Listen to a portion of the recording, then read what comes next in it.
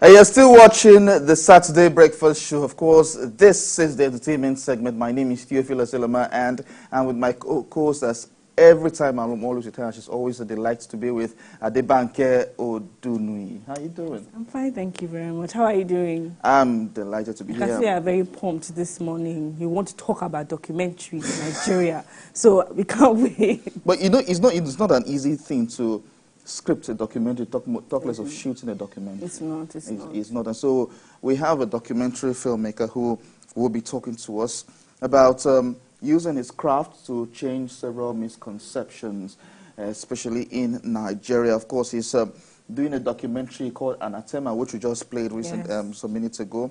And he's done that, and he's also working on another documentary. Yes. And he will be talking to us about this, of course. So we have joining us via Zoom Samuel Ogunyoye. Of course, he is a documentary filmmaker, and he is the one behind Anathema. And of course, you just watched it on before we came up on air. Thank you very much for joining us this morning, Samuel. So, how are you doing at this point? Of course, he is joining us from Texas in the United States of America. How are you doing? Pretty good. Thank you so much. Thank you for having me. All right. Thank you very much for joining us at this point, of course. So, we just watched the thriller of Anathema.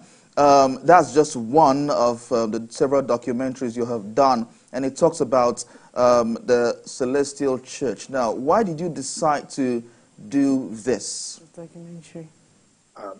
Point of correction, it is not the Celestial Church. Okay. Yeah, so it is a documentary about the White Garment Church, but specifically, we're talking about the Cherubim and Seraphim Church, which happens to be the first indigenous initiative by an African to start a church. So, yes, the general conception is white garment churches. And when you mention white garment churches, you talk about the Cherubim and Seraphim Church, which happens to be the first. You also talk about the Celestial Church of Christ, which came over a decade after, or almost 20 years. You also have the Church of the Lord, that could be also referred to as a white garment church. But basically, the documentary was targeted to correct the impression that the Nigerian public especially has about the white garment church. Okay. So I decided as a member of the Cherubim and Seraphim Church to come up with something to educate and to give knowledge to people. Okay.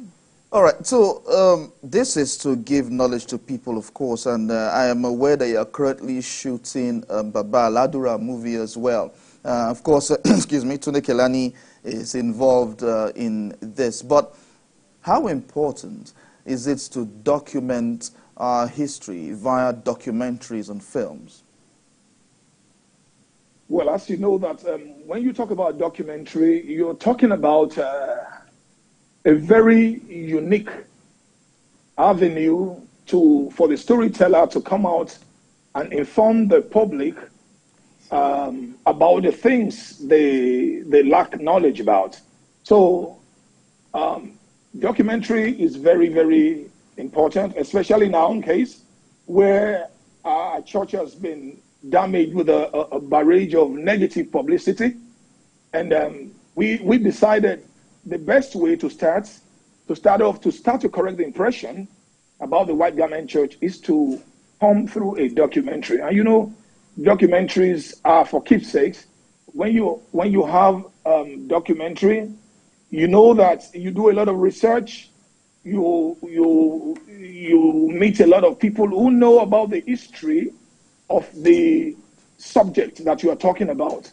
And that is why we decided we're going to start with documentary. And this is just a beginning for us because we also intend to look into other areas. As you rightly said, we're working on the Baba Ladura, which is a full-blown epic movie that we're looking at now. So it's really going to come out and tell the people a lot about the church that they do not know up to now. Okay. Talk to us about the research process you undertook to get information about this documentary. I know that you were a part of the church, but I would like you to tell us what you did to get the required information. Well, thank you for that beautiful question. Just like any other, any normal or proper endeavor, you need to really do your research very well to come out with the best to achieve your purpose. I cannot at this time tell you bit by bit of the challenges that we had to pass through to gather information on this, but I'll definitely tell you a few of that. Because the church generally didn't have a lot of documentation, so we had to refer to some literatures that have been written in the past. Specifically, I started reading the history of the early churches in Africa from the 20s.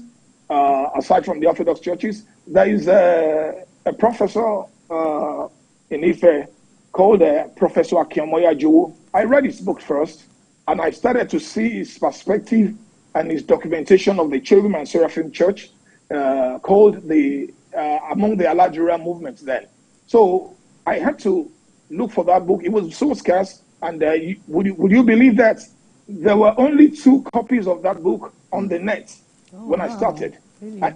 Only 2 copies of the book that I was looking at on the net. And when I tried to buy this through Amazon, it was about $40 or between $40 and $70 each. I booked the 2 so that I could keep them. Only one came, and the other one, when I asked why it didn't come, they told me it had gone to about $1,000. So that is just the beginning for me. It was so difficult to find that book. I met elders in the church and asked them, "Do you know anything about this book?" I had a friend, a lawyer friend in Lagos too, who tried to help me, but we couldn't get the book. So I kept the only one I had, and that's just one of it.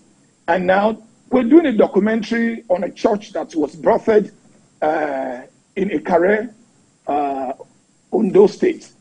So we had to send some people on a mission there to talk to the folks who were on ground when the founder was around. The founder was born in 1879. So you must know that it's a great deal to get all the documentation. We sent people there. We got a few of the information that we want. But the bordering aspects, which really I want everybody to know, is that we had to work with Nollywood to get a narrator to this. Yeah, very good. We had to work with Nollywood. We see a lot of them. We see a lot of them in Anathema, and I'm sure we'll see much more in the Baba Aladura movie that'll come up soon. But my concern, and not just a concern though, but it's just curiosity. Why the choice of Tunde Kelani on this particular project? Oh, thank you. Tunde Kelani is somebody I really admire as a person. So it started from my own appreciation of what he has done in the movie industry. He has a name definitely in the movie industry. So I decided to speak with him, and he was so receptive. And why Kelani? Kelani is a cultural man. He's a man of culture. He's done a lot of work where the culture of the Nigerian people has been highlighted in a way that so many others have not done. So now we're talking about the church that was birthed way in the Ikare, and we're talking about a church that carries with it a lot of culture of the original African traditional religion. And that is one of the problems we've always had with the public. All right. There's passion in the traditional religion. There is so much energy in the African religion. And if you look at the concerns, the problems, the world, I say the Pentecostal world in quotes now, the Nigerian public, because in the US, we don't have problems. They don't have problems with the church. But Nigeria specifically, or African, generally speaking, do not like to promote things that come from our own culture. So now, one of the knowledge I want to pass across to people is that this church comes from an African root. It is the first initiative at a church. If you look at the Orthodox churches, Anglican, Methodist, and all the rest of the churches, when they were imported, when this religion, when it was imported from the West or wherever it came from, and they started in Nigeria, they would always, elders, so to speak, in those churches, would always play second fiddle. We didn't know about Christianity, so they brought it to us. Orimolade himself, the founder of the church, came from Africa, had his own his own idea about the religion without any Western influence, and that is why the church kept having problems. All right. Samuel Ogunyoye, thank you very much. We have to edit at this time, but thank you so much for giving us some enlightenment. And of course, we do hope, eagerly await the release of Baba Aladura, the movie. Thank you very much for joining us. Thank you guys for having me. Thank you so much. Thank you. All right, we'll take a